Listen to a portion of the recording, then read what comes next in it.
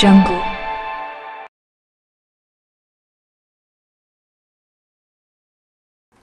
The election period officially started last January 12, 2013, but candidates for national positions can only start campaigning on February 12. Commissions on Elections, or COMELEC Chair Sixto Brillantes Jr. said. Up for grabs are 18,053 elective posts, including 12 Senate posts, 23 House of Representatives slots, 58 party list positions, and 80 provincial governor slots. Brillantes said that with the onset of the election period, a national gun ban is in effect while the transfer or suspension of civil service officials and employees is prohibited, except for party list groups, which can campaign starting February 12. Other members of the House and local officials can campaign only from March 29, Brillantes said. As this developed, a Catholic archbishop said yesterday that leading local candidates in weteng-infested areas could get up to 50 million pesos in donation from weteng lords. Retired Lingayen Dagupan Archbishop Oscar Cruz said operators of the illegal numbers game invest from 30 million pesos to 50 million pesos in the campaigns of leading candidates to ensure continued protection. Teen girls who smoke may be at greater risk for osteoporosis, according to a new study that found girls who smoke build up less bone during this critical growth period in their lives. In osteoporosis, bone lose mineral density and become brittle. People with the condition, which is much more common in women than men, are susceptible to fractures. As much bone is accrued in the 2 years surrounding a girl's first menstrual cycle is as lost in the last 4 decades of life, said Principal Investigator Laura Dorn, Director of Research in the Division of Adolescent Medicine at Cincinnati Children's Hospital Medical Center in a center news release. The researchers examined how smoking, depression, anxiety, and alcohol affected the buildup of bone among 262 girls ranging in age from 11 to 19 years old. Over the course of 3 years, the girls underwent clinical exams and had their total body bone mineral content and bone mineral density measured. The girls were also asked if they had any symptoms of depression or anxiety and reported how often they smoked or used alcohol.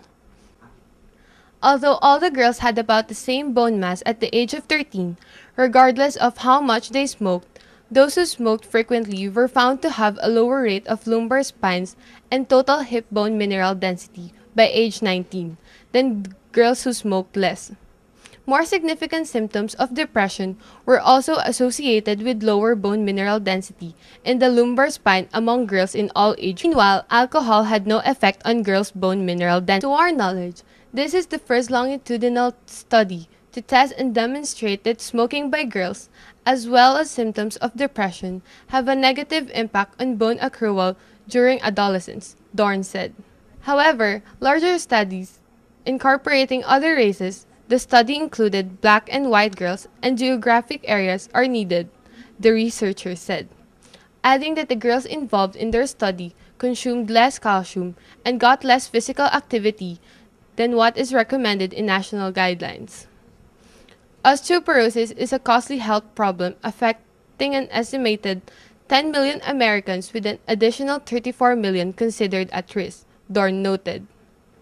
The study was published December 4 in the Journal of Adolescent Health. The study found a link between smoking and lower bone density in teen girls. It did not prove a cause and effect relationship. This has been Cassandra La Forteza for tonight's Lifestyle News. The northeast monsoon continues to affect Luzon, while the tail end of a cold front affects eastern Visayas. Pag-asa also monitors that eastern Visayas and Mindanao will experience cloudy skies with light to moderate rain showers or thunderstorms. Meanwhile, 31 degrees Celsius was recorded in Metro Manila today, and the rest of the country will be partly cloudy with brief light rains.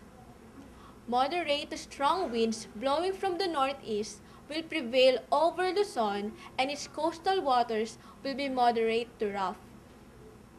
Elsewhere, winds will be light to moderate coming from the northeast to north with slight to moderate seas.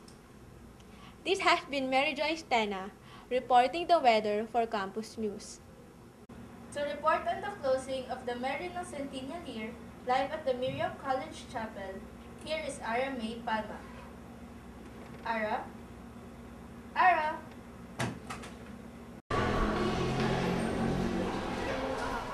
Yes, Joyce, thank you. The year-long celebration of the Merino Sisters Centennial Year was culminated in the Eucharistic celebration and the blessing of the Centennial Garden, the Garden of Gratitude and Promise, on January 9, 2012. Members of the Miriam College community, alumni, family, and friends of the Merino Sisters gathered here at the college chapel for the Holy Mass presided by Father James Ferry.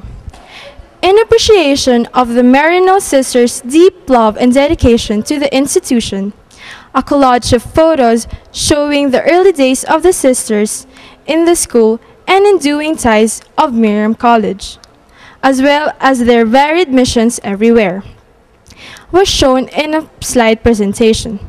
These images portrayed the sisters' constant commitment to making God's love visible, the celebration's centennial theme, in diverse realities throughout the years.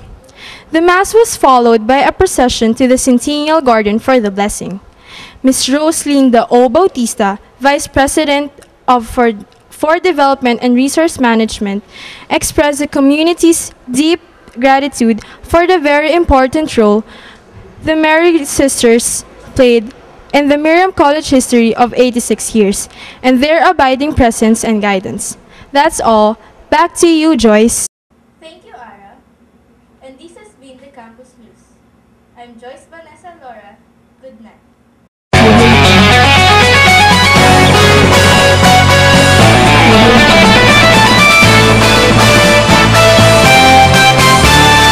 Audio Jungle.